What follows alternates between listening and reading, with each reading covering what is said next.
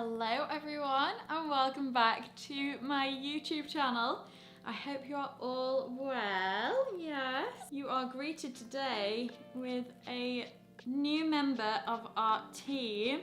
So I just wanted to introduce you to our new little pup. He's 8 weeks old. He's a miniature black and tan dachshund and his name is OTTI. We originally thought Otto because they're a German breed, but then we thought OTTI because it's cute and snappy. So OTTI is his name, which I don't really think he's learnt yet, but he's only 8 weeks. We've only had him home for a few days now. So he's settled in really well actually, haven't you? And I just thought I'd introduce you to him because he's just so cute and I know so many of you will love him so much. Where's the matter? I'm gonna pop him down because he's just woken up from his sleep not long ago and I think he needs a little bit of a run around and to wake up again, don't you? So of course my videos will still be fashion content related, but you may see a little appearance from Mr. OTTI every now and again, yes. So I'm gonna pop you down, let you go and play, and I'll crack on with the video. So Tim's just taken him downstairs now, but I'm sure he will be appearing in lots more content, slipping in now and again. Also, let me know if any of you own miniature dachshunds and if you have any tips whilst we're a puppy. We're trying to implement rules whilst he's still young. Obviously, he's probably a little bit too young to start learning yet, but we thought we'll get going from the start and try and implement as many rules as possible with him. So far so good, but he's just too cute. We've literally wanted a miniature dachshund for years, kind of since we first got together, which is like over 4 years ago? Over 4 years ago something. We said how cute they are and we came up with a bit of a name for him. So we've had that in our heads for such a long time. Obviously now we're in a bit more of a place where we can get him. We spend so much time at home. It's not like we go out to work for hours and hours on end. So most of the time we're in the house and I just think he fits our lifestyle so well. We're in a bit of a bigger space now, so perfect timing. We had the best breeder ever. She was so good, so kind. Anyway, so now I've introduced you to OTTI, we can begin with today's video. Let's get back on track to some fashion. And today I'm doing a deep delve into wide leg trousers. I've done a dedicated how to style do's and don'ts kind of trousers before. I could have even done a wide leg trousers on my YouTube channel, on my Instagram, on my reels. I don't know whether I have done or not. I've done a slouchy trouser video for kind of more of a summertime feel. I did that probably end of summer last year. So I just felt like I needed to refresh, and what I really want to do now, I feel like I've got a lot of the kind of general themes in place in my channel. I've done a lot of kind of umbrella videos, but now I think we can sort of deep dive a bit more into kind of specific things. So I want to talk about wide legs, slightly more angled for winter, but these rules kind of apply in general. Now don't take offense to the word rules. Most of you have absolutely no problem with this and find these videos useful. But I know some people get a little bit touchy about me using the word rules. Obviously you don't have to apply these if you don't want to, but I just find I liken it to something like interiors.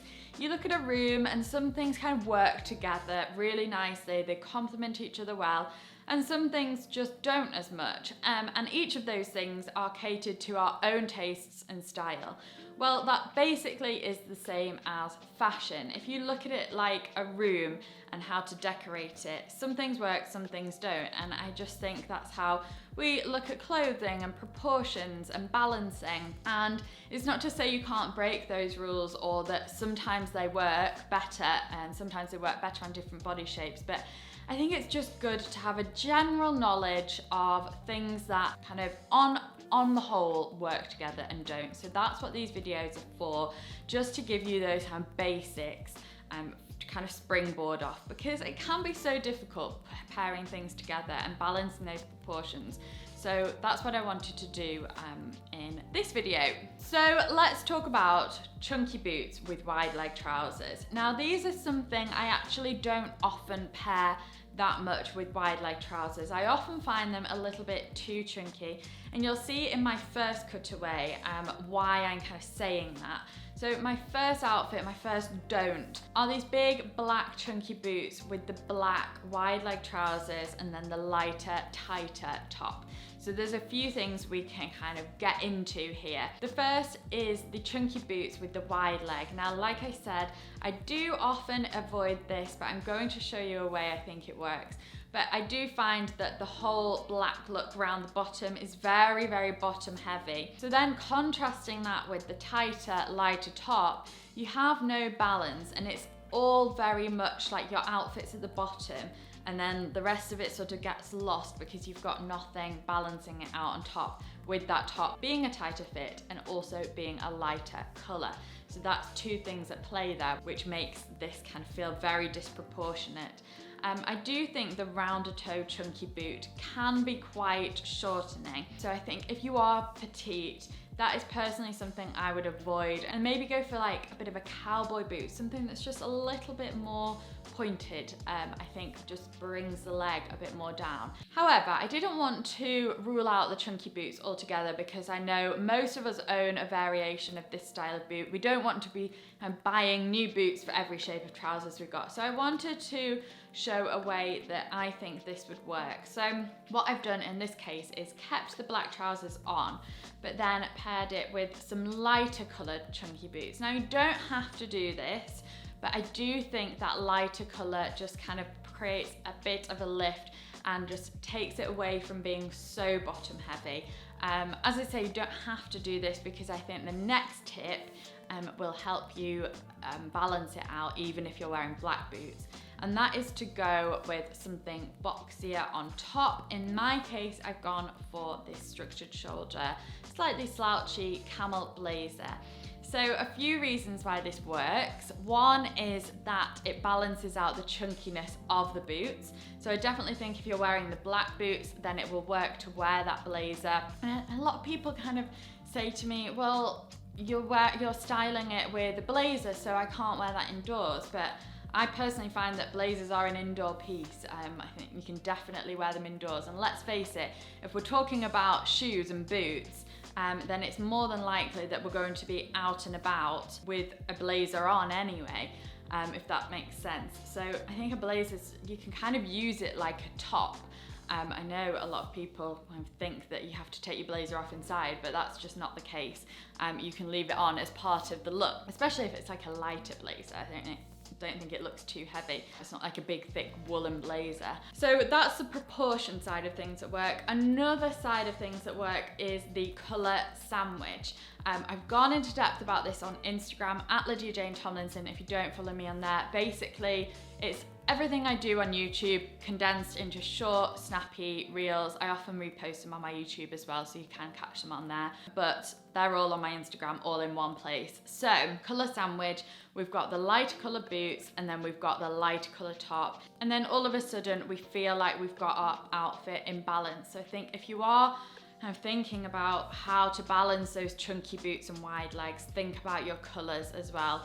I think if I were wearing black boots, I wouldn't go for the light blazer. I would actually go for a blazer. Sorry, my camera just overheated then. But what I was saying is that if you are wearing the darker boots, then I would go for something that's slightly darker on top, a blazer with a bit of darkness to it, maybe kind of a herringbone style or houndstooth with flecks of darker, just to keep that balance, or even a black blazer itself. So that's what I would do to balance out darker boots with the wide legs. So when we're talking specifically about these do's and don'ts, for me everything boils down to proportions and balance, which is why I wanted to talk about trainers in a bit more detail, as well as coats. So kind of combine the two of these together in my next do and don't. So how I wouldn't style, or the kind of trainers I wouldn't pair with a wide leg, or tend to not pair with a wide leg. I do see some people pulling this off a bit more, but for me, it's just feels really not flattering. And that is wearing quite a chunky trainer with the wide leg. I just feel, again, it's quite shortening. I don't know what it is, but it makes your kind of foot, ankle area look quite stumpy, and I don't know, it just doesn't, I feel like it's quite jarring to me with the chunky trainer. I know some people really pull this look off, but it's just not for me, and I just don't feel like it's flattering. And the same goes for this kind of coat. So this is like a shorter, thick, woolly blazer, and I think with the chunky trainers and that kind of shorter blazer, it just feels all a little bit too wide and chunky, and you've got nothing really that feels very streamlined or elongating in the outfit. And I sometimes find it really hard to put into words, so I hope the pictures and kind of before and after will show you the difference, because it's sometimes something you kind of know instinctively, but it's quite hard to break it down into individual things. So hopefully I've managed to describe that to you. So by contrast, let's show you how I would do it so you can see the difference. In terms of trainers, I would go for something kind of slimmer with a kind of almost finer fabric to it. So something that's not very padded. I've gone for my high top leather Converse.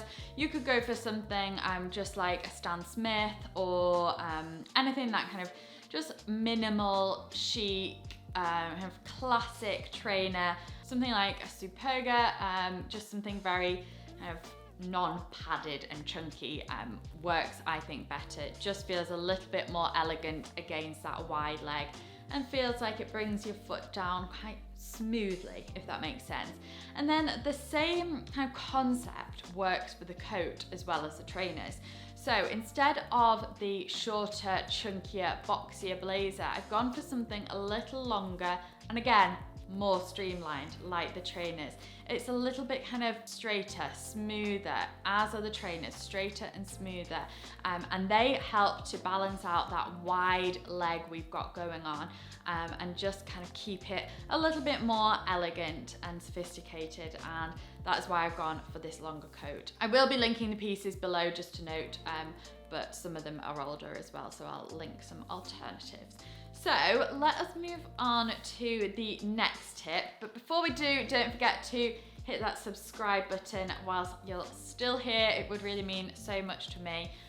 We are creeping up quickly. We've surpassed 350k, which is just crazy to me. That last 50k has just flown by. So hopefully we can get to 400k soon. But yeah, just thought I'd ask if you could. Sorry, I'm having a bit of a nightmare with this camera. The memory card just went off. As I was saying, don't forget to hit that subscribe button. Let's talk about oversized shirts and tops.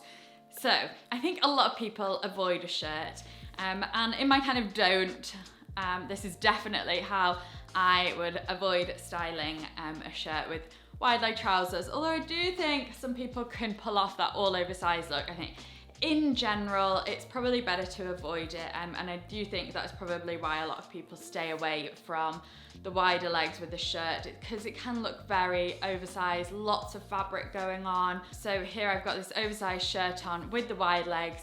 It looks like I'm drowning in fabric, and the same would apply to any kind of oversized long top. So what I would do for your oversized shirt, you know, don't rule it out. We need to maximize your wardrobe and make your pieces work as hard as possible. So what I would do, and I know you can do this with jumpers as well, or longer tops, is just tuck in the front half of the jumper.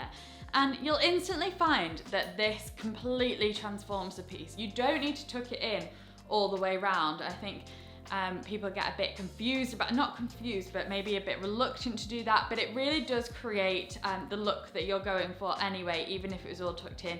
If anything, it's more flattering because you've not got loads of fabric sticking in into your trousers. So I would just leave the back hanging out, but I just kind of tuck it up a little bit and just make sure it's not kind of all billowing. I often find that they kind of stay tucked up if the front half is in anyway.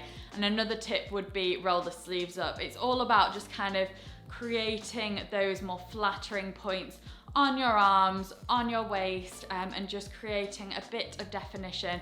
Maybe don't have it buttoned all the way to the top, but have it a little bit looser, creating those kind of points of contrast between your figure and the fabric. So I think that's a really useful tip to get more out of your wardrobe and more out of your oversized tops with your wide leg trousers. So I actually wanted to touch on wide legs in the evening as my final tip. So I love a long boot tucked into trousers, especially for the evening. I think it looks so chic. However, I think with your wide legs, it's something I would personally avoid in the winter. I know it's nice and warm to wear a longer boot, but I'd just instead go for a straight leg if you wanted to tuck them in and create that look, or even something like leggings to create a bit more of a streamlined look. But I think the wide legs are just too billowy to create that look. There's too much fabric and the fabric all gets pushed up to the top. So that's something I would avoid in the evening. Another thing I would avoid in the evening, especially with these light coloured trousers. So it's all about colours and it's all about balancing. So with these lighter coloured trousers in particular, I would avoid these block-heeled boots with the square toe. Not only does the black look very, very heavy against the kind of light trousers, but with the shape and style of them, they feel very clunky and heavy. And again, don't create that elongation that the wide leg needs. The square toe kind of stops it short, whereas I think the wide leg needs something to run on a bit, very much like the slimmer leg trainers. So I would avoid kind of those very clunky boots with the wide legs. I think it just feels very jarring. Even the block heel as well doesn't feel very elegant with the wide legs. It feels, again, very bottom heavy, and I think you'll find that these themes have repeated throughout the video, no matter kind of what occasion or look we're going for. So instead, what I would do in the evening is pair my wide legs with something pointed, kind of pointy toe, stiletto. Works really well, and this is quite nice for when it's a little bit colder but you don't want to wear a boot, but you also don't want to wear a strappy sandal, which also complements the wide leg trousers. By the way, if you're doing this in summer, spring or summer, I'd go for a strappy sandal because it's a bit more delicate, but also the pointed toe, as I said, brings the eye right down and feels more elegant against that wide leg. I think the wide leg can feel a little bit more masculine, so to contrast that with the very dainty, pointy, more feminine shoe creates a nice look together and doesn't feel all too clunky and masculine together. So I think that's why that works really nicely with the lighter, wider trousers, and that rule applies to any kind of shade of wide leg trouser, I would say. So thank you so much for watching. I hope you enjoyed it and enjoyed the little intro to our gorgeous new puppy. I was so excited to get him on screen because he's just too cute. So thanks again for watching. Give it a thumbs up if you like this video. If you like this kind of deep dive into a specific style of clothing, I'll do more. Let me know what kinds you want to see. Do you want me to do a specific shape of cardigan or a specific style of top, tighter tops, like looser tops? I don't know, you name it, and I'll see if I can do it. So thanks so much again, and I'll see you in my next one.